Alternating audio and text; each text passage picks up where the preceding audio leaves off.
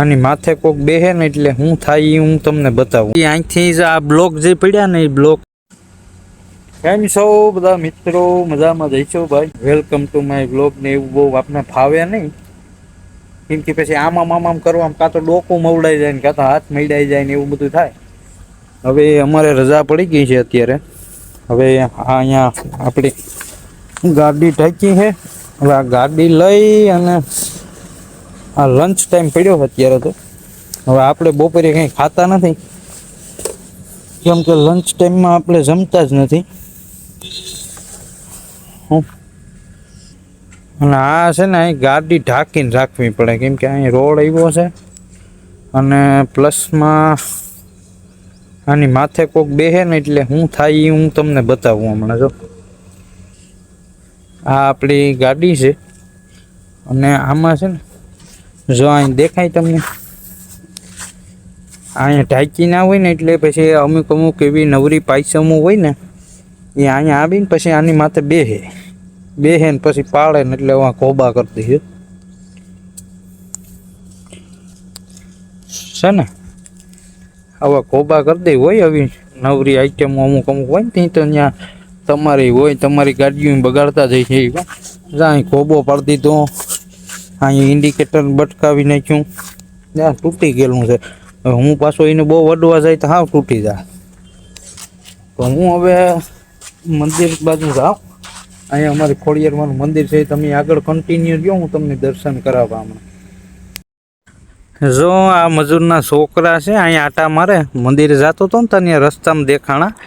એ અહીંથી જ આ બ્લોક જે પડ્યા ને એ બ્લોક એ લઈને છોકરા જાય છે. મજૂરના છોકરા છે. હવે ધોમ તડકાના રખડે ઉકાળા પગે. તમે આમ જોવો અહીંથી તો એટલું બધું એમાં દેખાય નહીં કે આપણી પાસે આઈફોન 17 નથી ઝૂમ કરીને એટલું બધું દેખાડું, પણ એ રખડે ઉગાડા પગે જાય છે અત્યારે. હવે એ છોકરાઓને કોઈ દી ના ઊનવા થાય કે ના એને કોઈ દી કંઈ વસ્તુ થાય, કેમ કે એને કુદરતી બક્ષિસ હોય.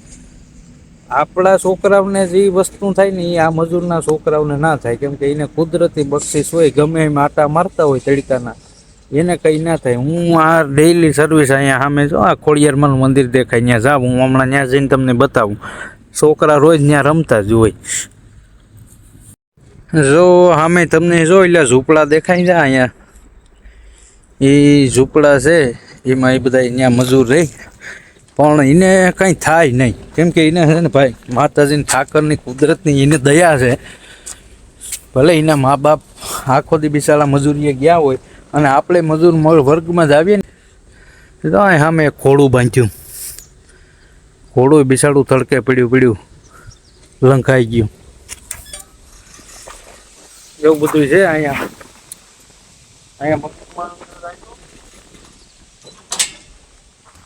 ગેટ આ છે ટીંબાવાળી ખોડિયારમાંનું મંદિર છે. માતાજીનો જૂનો થડો છે અહીંયા.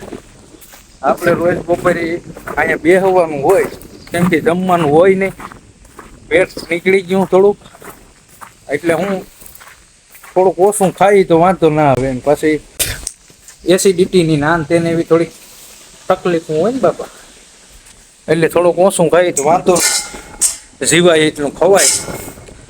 અહીંયા છે આ ખોડિયારમાંનું મંદિર છે. ભગવતી હે 9 લાખ લોબડીયાળી માતાજીના દર્શન કરી લેજો બધા. બહુ જૂનું મંદિર છે આ. પહેલાં તો અહીં નાની એવી ડેરી હતી, પણ હવે અહીં માતાજીનું બહુ મોટું ને બહુ સારું એવું મંદિર બની ગયું. જોવો આમ બધું આ બહુ સારું બનાવ્યું છે ભાઈ. આવું બધું છે ભાઈ અહીંયા. તો હવે આ આપણી જગ્યા છે, અહીંયા આપણે બેસીશું હમણાં, અને પછી પાછા કલાકનો લંચ હોય એટલે કલાક પછી પાછા ભાગતા થઈ ગયા. હું તો મળીએ આપણે આગલા નવા વ્લોગમાં. અને હવે આપણે ગુજરાતી ચાલુ વ્લોગ કર્યા છે, કેમ કે હિન્દીમાં ને એમાં પછી બીજાને બધાને તકલીફ પડે છે, એટલે આપણે પછી બોલવામાં તકલીફ પડે છે, એટલે ટૂંકમાં એટલે હવે આપણા ગુજરાતી વ્લોગ આવી છે. તો તમે બધાએ લાઈક કોમેન્ટ ને સબસ્ક્રાઈબ કરી દેજો. આપણે બસ હવે દેશી મોજ જ કરવાની છે. ધીરે ધીરે આપણે આગળ બધું શીખતા જાઉં. હજી આપણી તો નવી શરૂઆત છે, એટલે ભાઈ એટલું બધું કંઈ આપણે આવડતું હોય નહીં, એટલે પછી આમ કરતાં શીખી જાઉં ધીરે ધીરે. એવું બધું શીખશું. તમે બધાય સપોર્ટ કરતા રહેજો. મળીએ નવા વ્લોગમાં. સીતારામ.